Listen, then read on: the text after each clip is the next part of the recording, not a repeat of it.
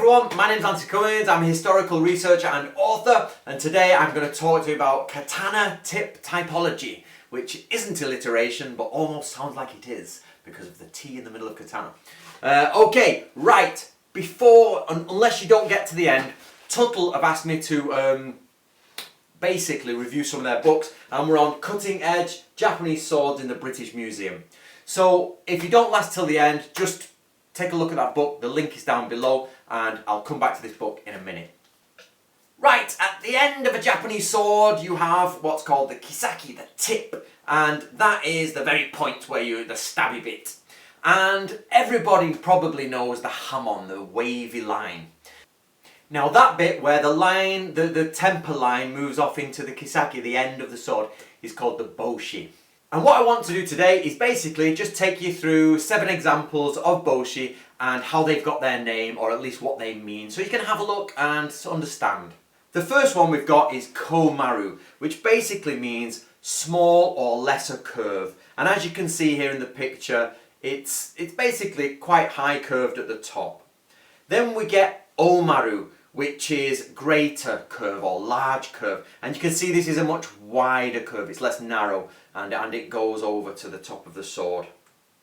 The next one is Jizo. Now this is actually in the shape of the Saint Jizo, who is one of the sort of deities in Japanese religion, and you should be able to see him now on the screen, and you can see the resemblance between the two. The next one is Kaen, which is flames. So there are the flame style end of the hamon. Now yakitsume means burnt. That literally is burnt. And as you can see, that is a very even curve along the edge of the sword. Then we get hakikake, which is brush strokes. You can see there it almost looks like brush strokes on the end.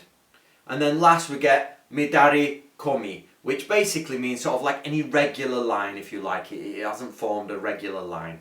Now those are the tip types of the Boshi. Remember, kisaki is the end and Boshi is the end of the line and the form of the line of the hamon. Up the little tip of the sword. Now the reason I've shown you them is because I've got to review this book, because that's our contractual agreement with Tuttle, and I'm only joking, they're just sending me for a review. But basically it's really difficult to review. This is a good book, but it's not an interesting book in the sense of you're going to be like, oh, page to page. It's more of a reference book or a coffee table book, which is fine. I love coffee table books, I think they're fine. So possibly you could spend an hour to 2 hours with this before you started running out of things to investigate, and then you're just looking at, pages of references. So it's in hardback, but as you can see, it's got basically a brief introduction to the sword. It's got the different periods, and an explanation of the different periods. It's got an explanation of the different parts. And what I've done for you today is I've took off that section, but I had Miyako check me the kanji for them and double check everything. So as you can see, we've got the Boshi, we've got the hamon, we've got the tang there down at the bottom, the different marks, we've got the bottom of the tips. So there's great information like that. It has some great coloured images of, some swords and, equipment and parts of, and art to do with swords.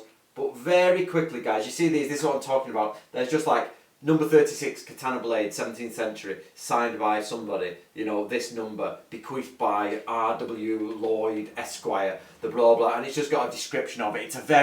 It's the British Museum, so it's not like entertaining reading, if you know what I mean. So this will go on for pages, and then it just hits into black and white, and it's got the numbers, and you can follow the katana.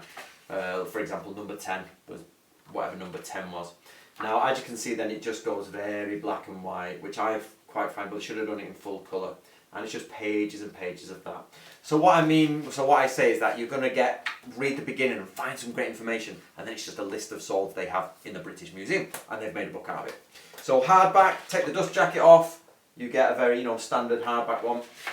I would say if you're a collector of Japanese swords, definitely go for it. If you're not a collector and you're more of a user of Japanese swords, I would say put it on the back burner. But if you just like Japanese books and you've got some cash to burn, crack on with that one. Right guys, what do you think of that? Can you tell me any other names of the parts of Japanese swords or anything to do with Japanese swords? Put it all in the comments below. Over the next couple of days I'll be able to have a look, and I hope you enjoyed that. Subscribe and I'll see you next time.